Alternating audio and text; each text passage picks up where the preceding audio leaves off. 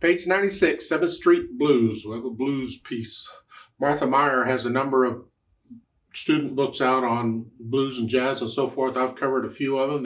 This is a solo piece that you can play for people. It's a nice piece. They would enjoy hearing it, assuming you play it well. At the top of the page, they give us some text up there. I usually skip the text because I'm more interested in music, but I suppose you should be aware of what's up there. I mean, first they want you to name the 7th chords in the first 3 measures, because that's what these are, these half notes. That's what those are. So you can go through and name those, whatever you refer back to the other page if you need to. Okay.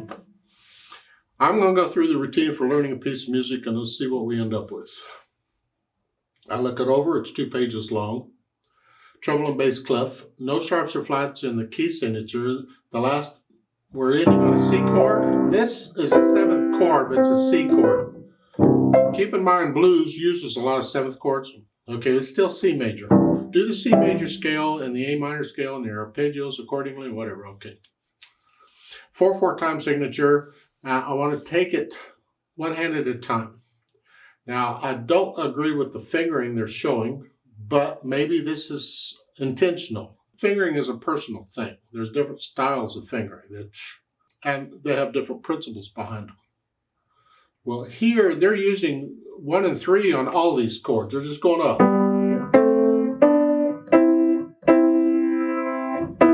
Yeah.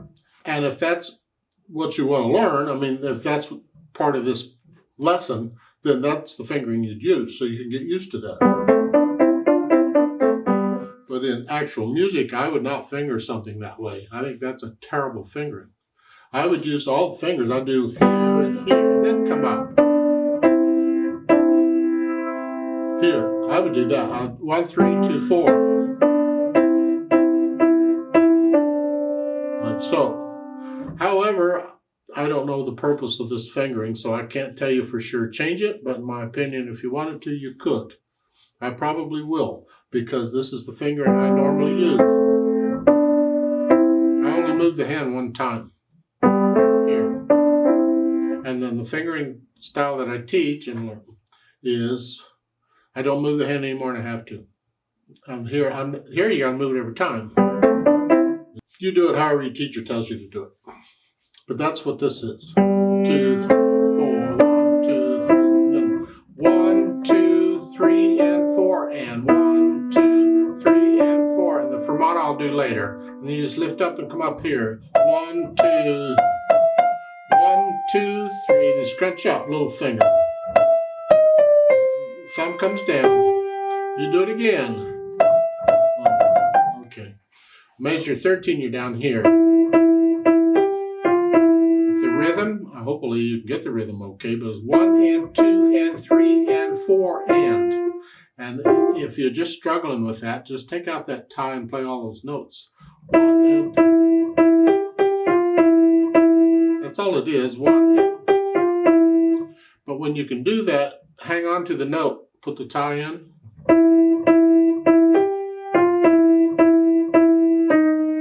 And then 3, we take advantage of the repeated note to change hand position. And here you can just stay, measure 17, you stay on thumb here. Cross over for 1 note. And then we reach up. Just lift up, I should say. Like you were at the beginning. Left hand, well, they got the same thing going. 3, 1. I do a 3, 2 on that one because I don't want to be up in here. There's nothing wrong with 3, 1 in the 3rd measure. I just don't like the hand up here, so I do that out of habit.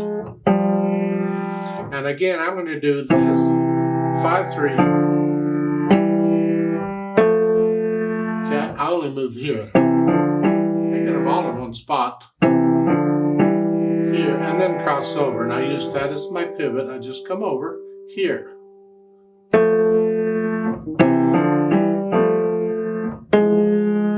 Finger it however, whichever fingers are handy. And then for measure 5, again, they got 1 5 on everything.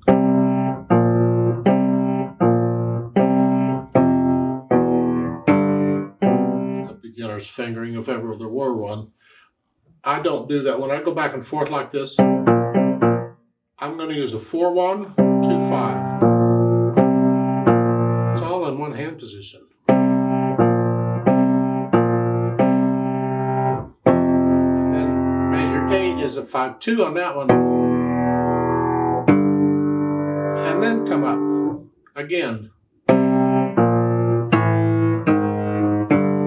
Measure 9, 5-1, 4-1, 5-1, 4-2, 5-1. So I'm using the 5 and the 4 to help me, and the 1 and 2 on top. So I'm not doing 5-1 on all of them. There's nothing really wrong with 5-1 on all of them. I just think it's a poor fingering. So I want to use here. I'm using 1 on these, but I use 2 on the black key. And then measure 12, again, is here, same fingering, 4-1, 5-2. Then come up.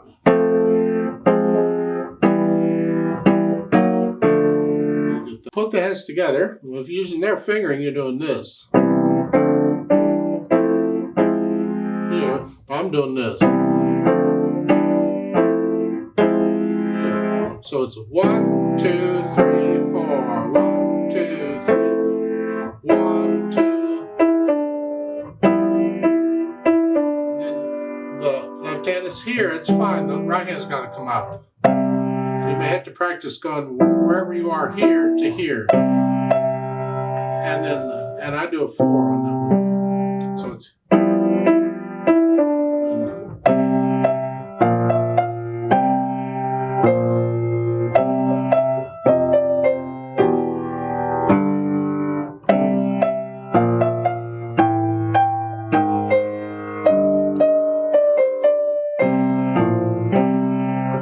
So once we get the hands working together, the fingering and the rhythm worked out, then I'll go back over it slowly and maybe just a few measures at a time and work out the hesitations.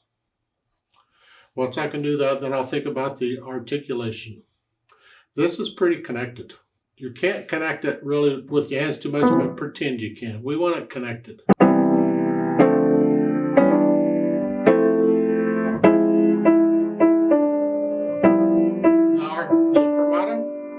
Hold that out as long as it feels right. If I do it with a metronome, that quarter note, I'll hold 2 counts instead of 1. See, it's the shortest value note determines what's going on. The others have a fermata, but they're just hanging on to match whatever. So when you're ready, you go on. Lift up in the right hand, it's a phrase, so I'm going to connect the left. So I'm lifting up in the right hand for the phrasing. Lift up. Sometimes you have to lift up. In the left hand, if I can, I'm connecting it. Can't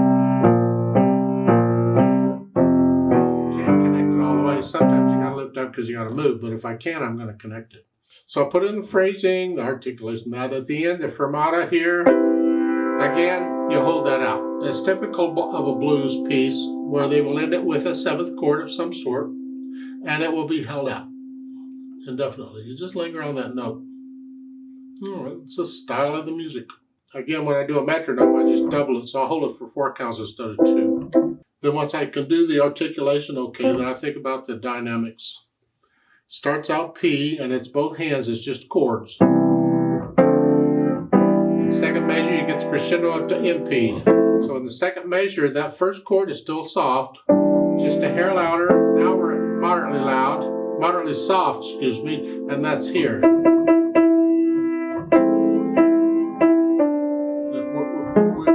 That's what we. And then measure 5, or moderately soft here. These are very soft.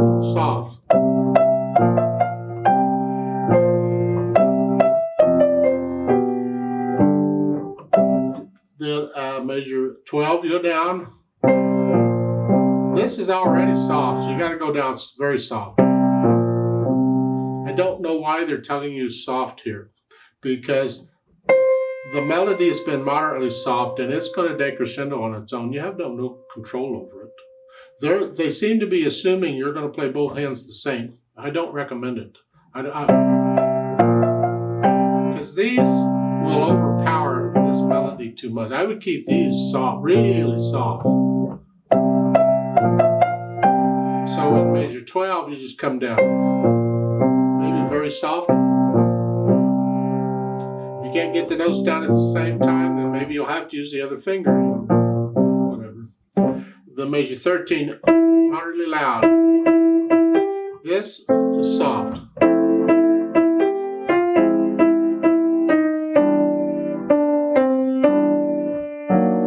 Come down, soft. Now moderately soft. And we're going to go back up.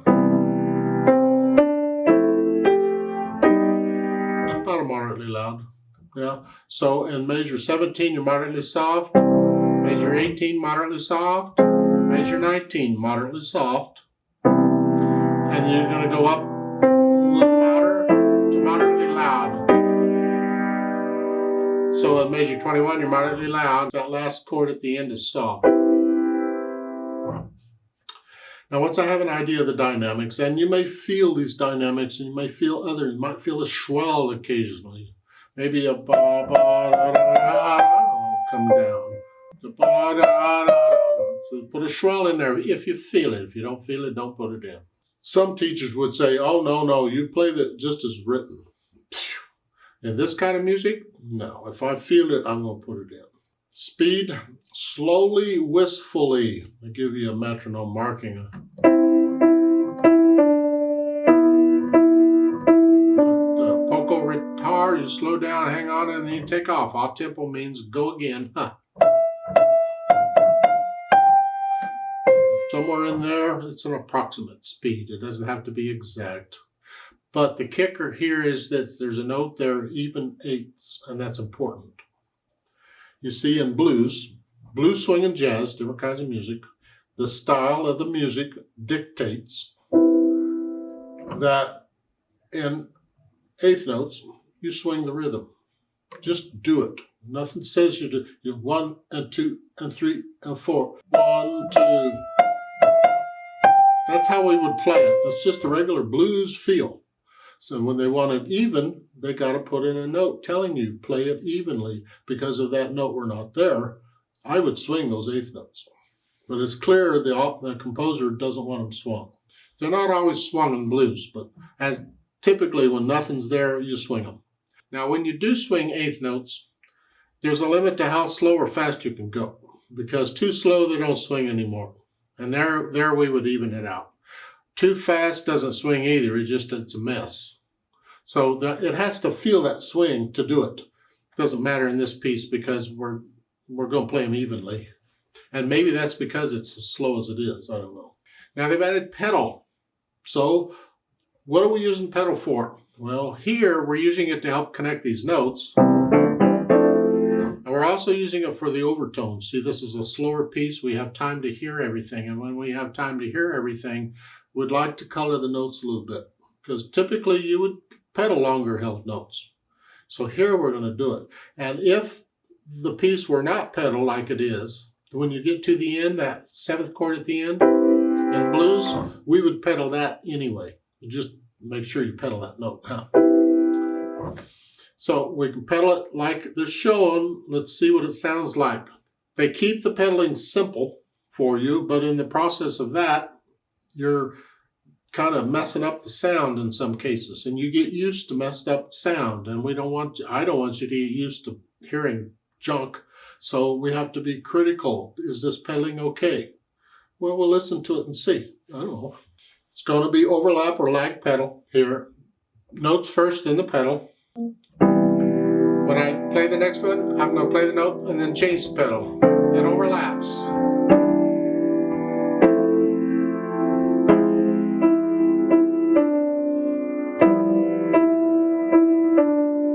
Change the note there because we don't want all of that, so we had to change it. And then come up here.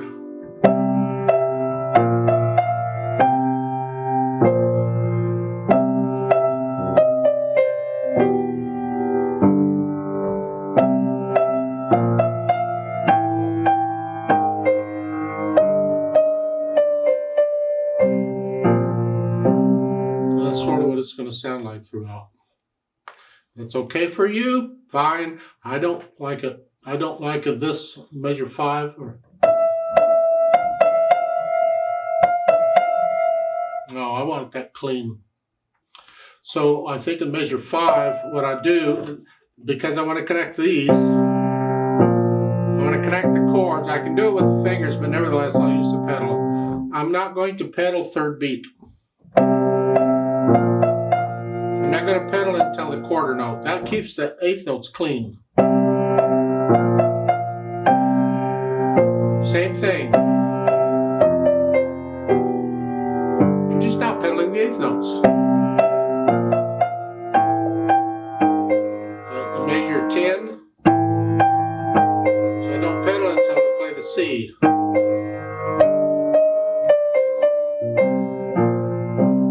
I think that's a much cleaner sound. I like that much better. So I'm going to do that throughout.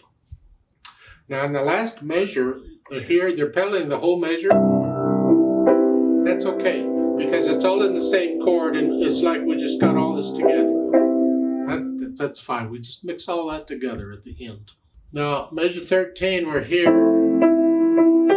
I'm lifting up for that, but I'll put it on the F because I want to connect the note. So I'll put it down and then change it. And I want to connect the repeated notes. I gotta have that. So measure 14, change. So I'm changing with the melody. I want to keep the melody clean. But I need the pedal to connect the chords.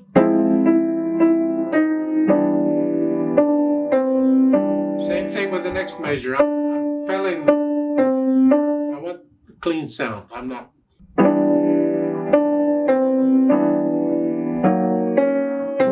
Here. Now, if you want to hear the phrasing, you need to lift the pedal up for the phrasing. Go back to measure 5 again. You're here. Here. I want to hear the phrasing. I'm going to lift the pedal up with the right hand, but I'm going to connect the left hand.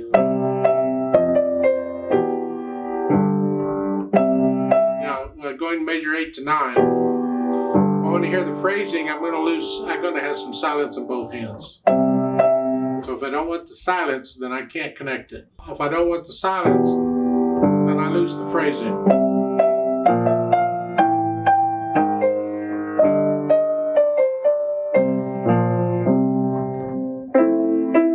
Now going from measure 12 to 13. Here, actually, you can go ahead and have a little bit of silence because it's a different section.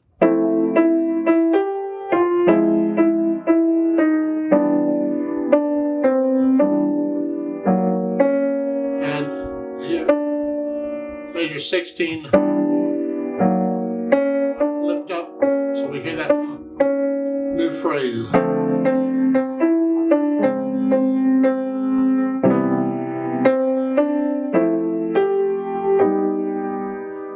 At the end of measure 20, you can have a little silence here because again, we're going back to the first section, or section. It's another section like we had at the beginning. It's interpretation. How you pedal, dynamics, articulation, tempo, it's all interpretation. They're giving you some guides. You fill in the blanks if you can figure what they are. If you can recognize there are blanks. Oh, there are blanks all over. This is just a general schematic of what needs to be done. You turn it into emotion, into feeling. Now at the bottom of page 97, if you want to hear those 2-note slurs, you got to pedal accordingly. So you would lift the pedal with the right hand.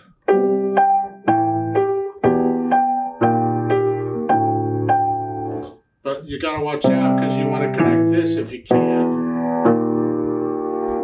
Otherwise, you won't hear the 2-note slurs.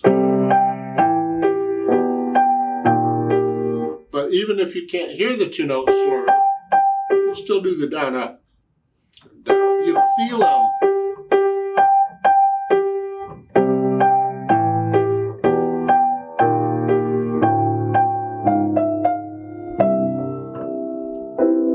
And that last chord, all the notes are the same. It's just a chord.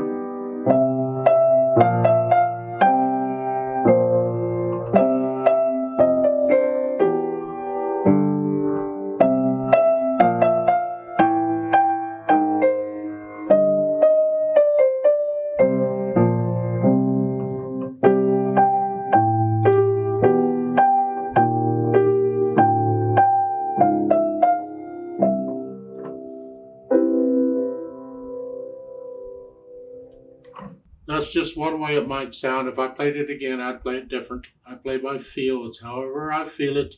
I missed one note in there. Shame on me. Practice, practice, practice. Let's play it together slowly and check the notes and the rhythms. I'm not going to do lows and softs.